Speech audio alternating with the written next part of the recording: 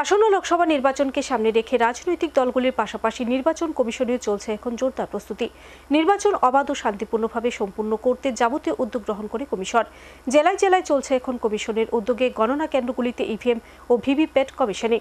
এবার এমনটি দেখা গেল আগরতলা উমাকান্ত একাডেমিতে। রাজ্যে দুটি লোকসভা আসন ও রামনগর বিধানসভা কেন্দ্রের উপনির্বাচনকে ঘিরে গোটা রাজ্য জুড়ে চলছে এখন ব্যাপক রাজনৈতিক তৎপরতা। প্রার্থীদের সমর্থনে একদিকে যখন রাজনৈতিক দলগুলি প্রচার কর্মসূচি বেশ তুঙ্গে, ঠিক তখন অন্যদিকে নির্বাচন কমিশনে চলছে ভোট গ্রহণ প্রক্রিয়া নিয়ে জোরদার প্রস্তুতি।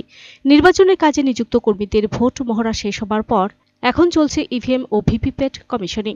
বিগত দিনের মতো এবারও ইলেকট্রনিক ভোটিং মেশিনের সাহায্যে ভোটাররা তাদের ভোটাধিকার প্রয়োগ করবেন। তাই ভোট গ্রহণের সময় কোনো ধরনের সমস্যা যাতে সম্মুখীন না হতে হয়, তার জন্য আগাম প্রস্তুতি স্বরূপ চলছে এখন ইভিএম ও ভিভিপ্যাট পরীক্ষা নিরীক্ষা। এবছর ভোটারদের দেওয়া মতামতের ভিভিপ্যাটের স্লিপ গণনার নির্দেশ দেন দেশের শীর্ষ আদালত।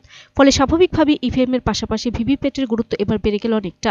শনিবার থেকে শুরু হলো আগরতলা উমাকান্ত একাডেমি স্ট্রং রুমে ইভিএম ও ভিভিপ্যাটের কমিশনিং। নির্বাচনের কাজে নিযুক্ত কর্মীরা আগামীকাল পর্যন্ত নির্বিঘ্নে সম্পূর্ণ করবে এই কাজ। প্রসঙ্গত, পশ্চিম জেলার অন্তর্গত 793টি বুথ কেন্দ্রের কর্মীরা উমাকান্ত একাডেমি থেকে ভোটের সরঞ্জাম নিয়ে ভোট কেন্দ্রে পৌঁছাবে। আবার ভোট গ্রহণ প্রক্রিয়া শেষ হলে জনতার দেওয়ার রায় সেখানে বন্দী রাখা হবে। তাই শনিবারের এই কমিশনিং ছিল অনেকটা গুরুত্বপূর্ণ।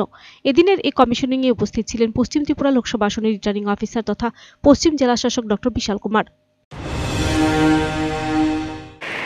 तो टोटल जो भी 793 पुलिस स्टेशन है उनकी कमीशनिंग आज और कल में ख़त्म हो जाएगी। इस कमीशनिंग के दौरान हम लोग जो BU है, बैलेट यूनिट है, इसमें हम लोग कैंडिडेट्स के नाम करते हैं, डालते हैं। और कंट्रोल यूनिट में हम लोग कैंडिडेट सेटिंग करते हैं, नंबर ऑफ़ कैंडिडेट जिन्होंने भी नॉमिनेशन फाइल किए। और VVPAT में सिंबल अपलोड करते हैं। तो आज के बाद इन सभी EVM पोलिंग स्टेशन में फंक्शन करने के लिए तैयार हो जाएंगे।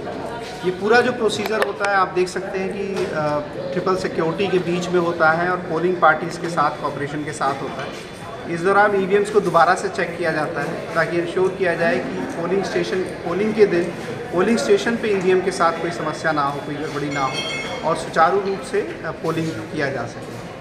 और मैं जिस तरह से उम्मीद करता हूँ कि हमारे सारे EVM बहुत अच्छे हैं। M3 EVM आए हैं जो पहले वाले EVM से कई इम्प्रूवमेंट है उसमें, और पोलिंग जो बहुत स्मूथली होगा।